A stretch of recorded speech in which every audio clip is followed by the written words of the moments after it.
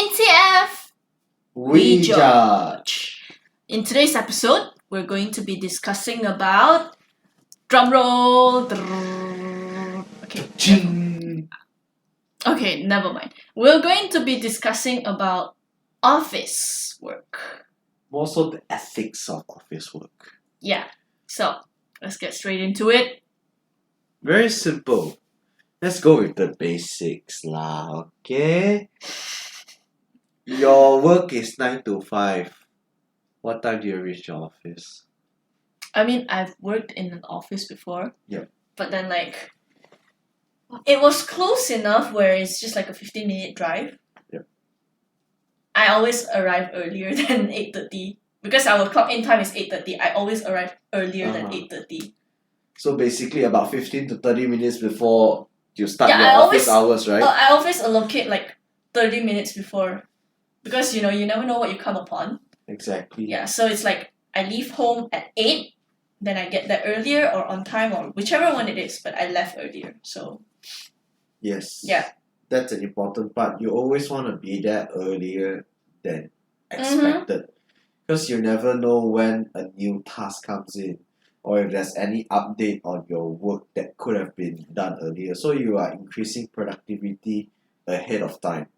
Yeah, even if you're traveling, you also still need to allocate time just in case something happens, your car break down, the LRT couldn't come, there's a jam, blah blah blah blah and all that. So you still need to allocate time for you to actually travel there in a way, even if it's not for productivity, but yeah. It's for safety as well. Mm-hmm. So here's the other thing to consider. When you arrive in the office early, you get the opportunity to greet people. Yeah. Or to have a look at people's behavior in some sense. So you get a bigger picture of how your teammates are, how the other department is like, or maybe even how your leader or boss is like. Mm-hmm. And so it's also a good opportunity just to say hello to the janitors, to the security guard. Yep. Because you're early and it's not the peak hour of people coming in yet. So that's, in a sense, it's a strategy for you to know most likely to climb up the leaderboard. Because let's be honest, why would you want to stay in that particular position? You want to at least make a nice enough career out of what you have. Okay, keep in mind, archive is referring to a big office. Yes, I'm referring to big offices now. Because I'm sorry, I worked in a small office, so yeah. Go, carry on, sorry. It's fair enough, fair enough. It's a good disclaimer to have. Yeah. Of course, because if you're working in a small team, then it wouldn't necessarily work that way. Yeah. Yeah. But of course, coming in early, in a small team, you get a chance to say good morning to everyone instead of being the late one. Yeah, I'm sorry, let's start. And then nevertheless, it is a good habit to have. Habit to have, yeah. Yeah. Okay, so if your work finishes at 5, let's say, what time should you leave? Oh my god, I always struggle with that because I have so many things to do. Yep. Because I was a management trainee at the time, I pretty much I just back up whoever that needs backup. So sometimes there are people assign me so many things to do and I have to work overtime. Yep. But usually 5 o'clock. 5 o'clock. 5 o'clock or 5:30. Yes, honestly, 5:30. what you want to do is you want to work a little bit later than that time, but not anything too much. That's of course it depends and it's subjects to culture. Yeah. Though the healthy and most, I want to say efficient, or to say the most strategic of an outcome is, let's say if you finish at 5, then you probably want to leave 5:15 to 5:30. So this gives an opportunity that, say, the boss sees okay, it's 5 and you haven't left yet, so it's good enough. But it's not so to 6 o'clock and you're just rubbing in say, oh, I've been working so hard, you see it's 5 o'clock but already 6, 7, I haven't go back home. It doesn't put you in that kind of position. In the meantime, you also give yourself some time for a breather and to finish up your work that can be done on the day instead of going say, oh, it's already 5 o'clock, I want to go back home right now. Q sometimes when you see like in an office setting, you see some people like 4:50, 4:45, they're already standing in front of the The timeout. of the timeout machine, and it's just like Clock standing out. there waiting. Just waiting. Fine, okay, clock out. Yeah. Well, you know, we actually do see that in uni. Oh, many of the lecturers do that. And Yeah. there's nothing wrong against I it. mean, there really is nothing wrong if you have finished your work. Yes. Yeah, like even in hospitals as well. So the part where you were saying like you don't rub it in that you're working on, like if you really do have a lot of things to do, then fine, overtime. It is. You have to. But like you don't necessarily have to, you know, work overtime purposely just to show that you're hardworking. Like It's unnecessary. I mean, Just do what you need to do. maybe some cultures do require you to work overtime.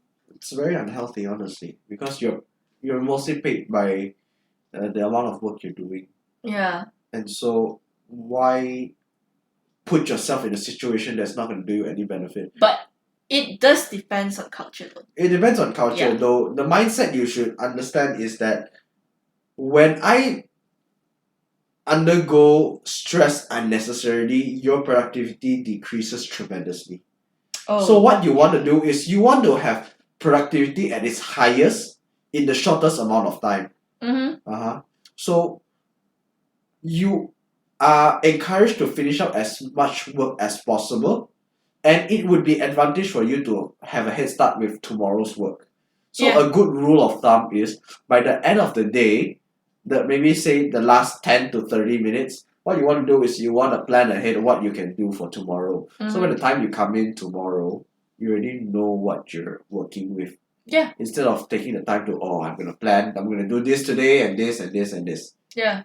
And so it also gives you room to wiggle around if there's a new work, or let's say you have a sudden meeting, you have a new client. Those stuff come into a lot of consideration. Or say you have a sudden revision of the document that you need it done very soon. Mm-hmm. And so you have wiggle room when you make planning one day before the work Yeah. actually starts. Mm-hmm. And that's a very simple yet game-changing tactic that people need to pick up. Yeah.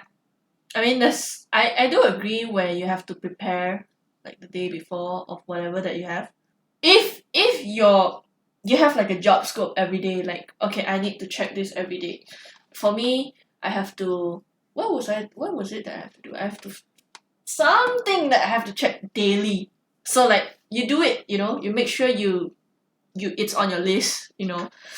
But sometimes you don't. Especially if you're just a part-timer, you know.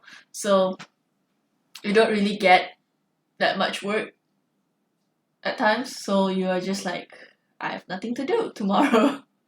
So what do I do? But that's the thing. That's one culture that I really don't like, which is that you constantly have to be doing work, you know, within that 8 to 5. Like, I disagree with it. If you're done with your work, then do whatever you want. But if you're not, then just keep doing it. But some people, they insist on like, even though you have nothing to do, you still have to find work to do. Like, what? It's kind of annoying for me in a way, because you have a scope, you have a job scope. So like, if it's not within your job scope, like it's not even something like just, you know, making coffee or whatever. It's like entering certain data or like doing certain proposals or whatever.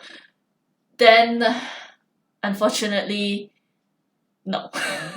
If your job scope is like, for example, you want to change the light bulb, then fine, you know, I can help you change it. But yeah, other than that, no. But you know, like how they were saying, like how I was actually saying just now, the overtime culture thing. Some, like, I don't know, it's from Korean dramas lah. Yeah. You know, I seen in Korean dramas sometimes they I actually think even in real life they do that too, where they have to work. They need to leave. They are not allowed to leave work before their supervisors and superiors leave. Yeah. So like It's such it's like a unspoken rule thing. Yep. Like I don't understand. It's unnecessary. Yeah, it is. Though I am quite guilty of working overtime because I used to work in the design and If media you field. have to. Yeah, I had to because there was so much work, and Yeah. I was also trying to hit deadlines as well. So Yeah. I was saying like I was definitely pushing myself a lot. Mm-hmm. So the job scope was 8 to 5 for my time. It was 8 to 5. But I work 8 to 10.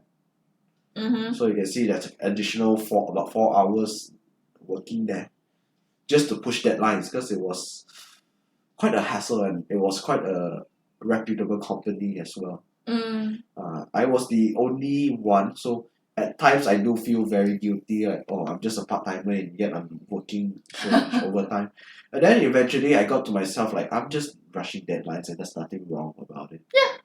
Like for me, I was a management trainee, but my main job was with the accounting. Yep.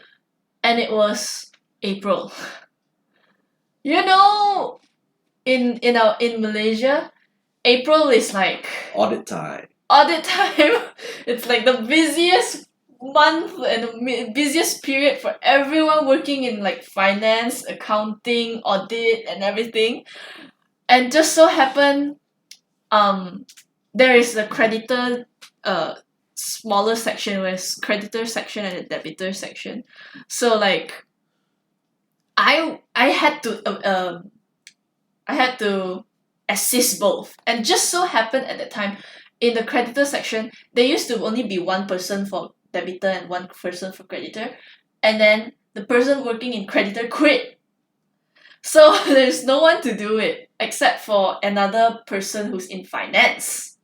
So that person in finance is trying to back up the creditor, but she couldn't because her main is finance, so she still couldn't really like do much. So I had to kick in and arrange and organize all the files according to the alphabetical order, according to the date. Everything is just like all over the place. So yeah, there was a few days where I was working until like 11, where my mom is like, I'm waiting for you to come back. Because yeah, in our family we don't hold on to the keys. It's usually my mom or dad who opens the door. So yeah, usually my mom if it's late. So yeah, my mom is like, come back. But I'm grateful for that. If she doesn't call me, You'll still be working. I will still be working until like I don't know, God knows what time I'll be working. And then the next day I still have to wake up at like 7 just to get ready to work and stuff. So yeah, like it's inevitable that on certain days you do have to work overtime, but don't make it a habit. Of course, like if you have nothing to do, just go home. Like, what are you, lonely? Go socialize. Socialize outside work. But yeah. We'll follow up with more office ethics in the meantime. Yeah, I'm pretty sure we have a lot more. We'll talk about socializing next. Yeah. In the meantime, NTF, we judge.